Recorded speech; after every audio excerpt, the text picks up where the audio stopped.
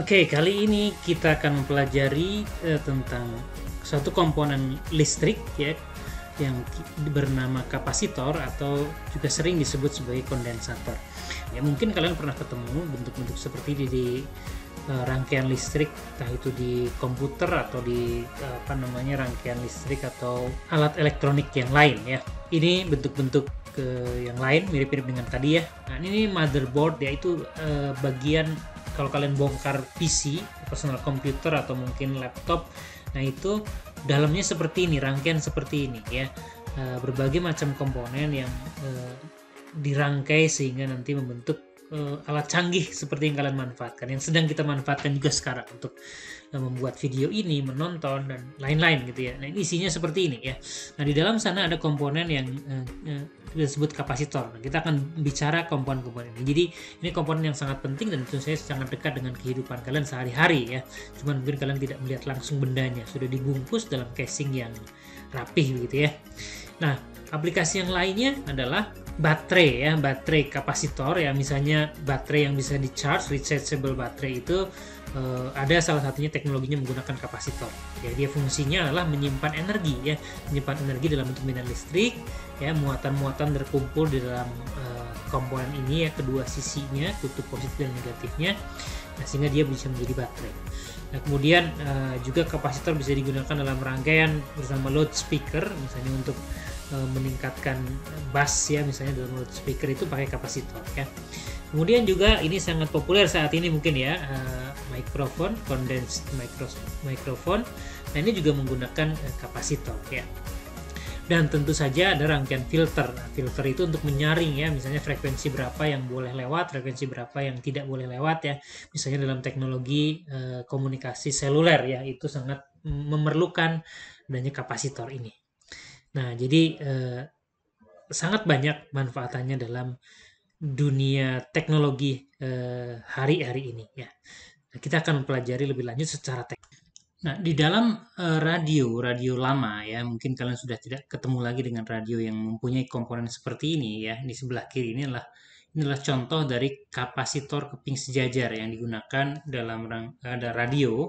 Nah, ini biasanya dipakai untuk tuning. Tuning itu untuk mencari siaran tertentu ya.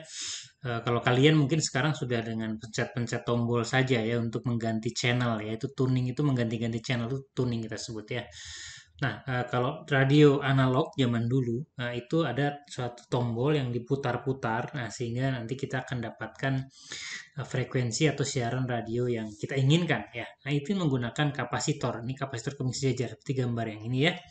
Nah, kalau kita buat skemanya, kira-kira gambarnya skema dalam rangkaian listrik seperti ini. Kapasitor keping sejajar digambarkan dengan dua keping logam yang diletakkan sejajar pada jarak D. Nah, jadi D-nya itu jarak antar keping logam. Kemudian diberi kaki, ya kaki-kaki ini tentu saja logam, ini logam juga, ini logam ya. Nah, kemudian misalnya ini kan keping ini punya luas. Nah, biasanya luas kepingnya itu adalah terlambangkan dengan huruf A ya, A kapital ya, area ya. Di dalam rangkaian listrik nanti ini komponen ini kita akan gambarkan sebagai dua garis sejajar ya, baik dua garis sejajar. Nah, seperti ini, sama panjang ya, dengan dua kaki kiri kanan seperti ini ya, gitu ya. Ini sama panjang maksudnya ya. Nah, selain gambar seperti ini ya, kadang-kadang kalian juga akan ketemu ya, yang menggambarkannya dengan dua garis, yang satunya lurus, yang satunya bengkok.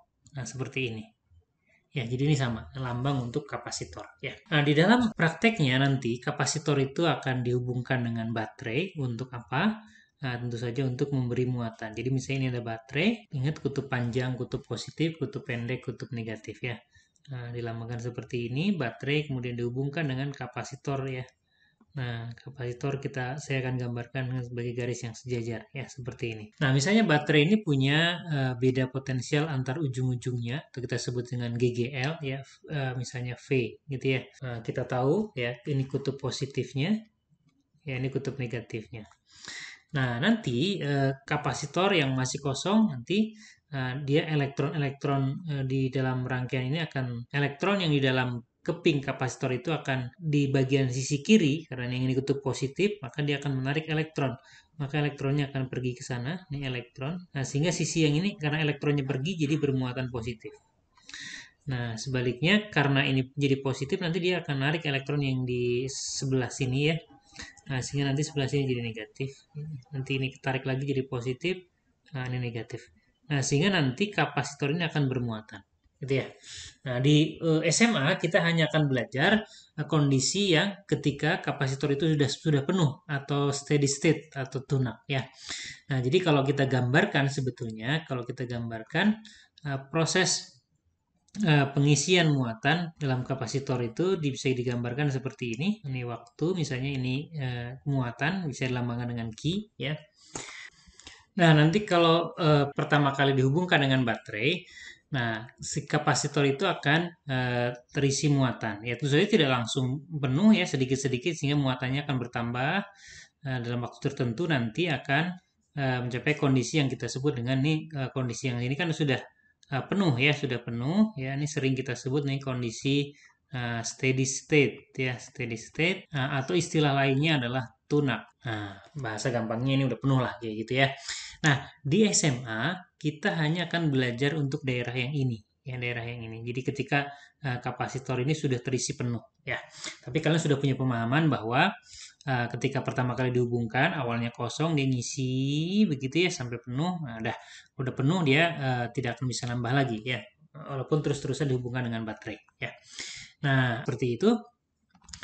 Nah, sebaliknya nanti kalau misalnya ya kapasitor yang sudah penuh seperti ini ya, sudah kondisi tunak seperti ini dihubungkan dengan hambatan. Nah, misalnya kita punya kapasitor yang sudah berisi ya, bermuatan maksud saya. Nah, ini plus misalnya minus begitu ya.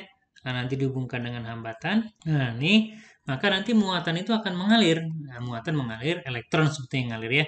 Nah, elektron itu dari sini nanti dia akan jalan ke sini. Nah, sini ya. Nah, jadi nanti negatif di sini akan berkurang, sebelah sini karena kedatangan negatif nanti positifnya jadi berkurang. Nah, sampai kalian bilang habis ya atau netral lagi gitu ya. Kita bisa gambarkan grafik ya. Pengosongan kita sebut grafik pengosongannya. Nah, kebalikan dari yang tadi ya. Nah, ini waktu, ini Q, maka nanti terjadi pengosongan. Nah, mula-mula kan penuh dia, misalnya seperti ini, Q-nya di sini, nanti dia akan turun gitu. Nah, seperti itu. Nah, nanti kalau sudah diberi muatan ya si kapasitor itu ya. Nah, misalnya tadi seperti ini kutub positif yang sebelah sini karena dihubungkan dengan baterai kutub positif, yang sebelah sini negatif. Dan selalu muatan kedua sisi itu sama besarnya. Artinya yang sebelah positif itu adalah positif Q ya. Nah, sisi negatifnya dia negatif Q. Nah, jadi kita katakan dalam kondisi seperti ini ya, kapasitor itu bermuatan Q. Nah, jadi tolong dipahami, kapasitor bermuatan Q itu artinya bagian positifnya positif Q, bagian negatifnya negatif Q, gitu ya. Dan muatan yang tersimpan ya, kita sebut muatan Q tadi itu sebanding ya, sebanding dengan beda potensial yang diberikan. Artinya kalau beda potensialnya dibuat 2 kali lipat, nah maka muatannya pun akan menjadi 2 kali lipat juga. Nah, beda potensialnya dibuat 3 kali lipat, maka muatannya akan 3 kali lipat juga. Beda potensialnya atau tegangannya diberikan setengah kali lipat, maka Q-nya jadi setengah. Gitu ya. Nah, jadi Q-nya sebanding dengan V. Kalau kita buat persamaan, ya, Q akan jadi sama dengan nanti dikali konstanta. Nah, konstantanya itu adalah yang disebut dengan kapasitas kapasitor atau kapasitansi. Nah, jadi C itu adalah kapasitas kapasitor nih, atau yang namanya kapasitas kapasitor C ya, itu menyatakan perbandingan antara muatan yang tersimpan dibandingkan terhadap apa? Terhadap tegangan yang diberikan. Ya.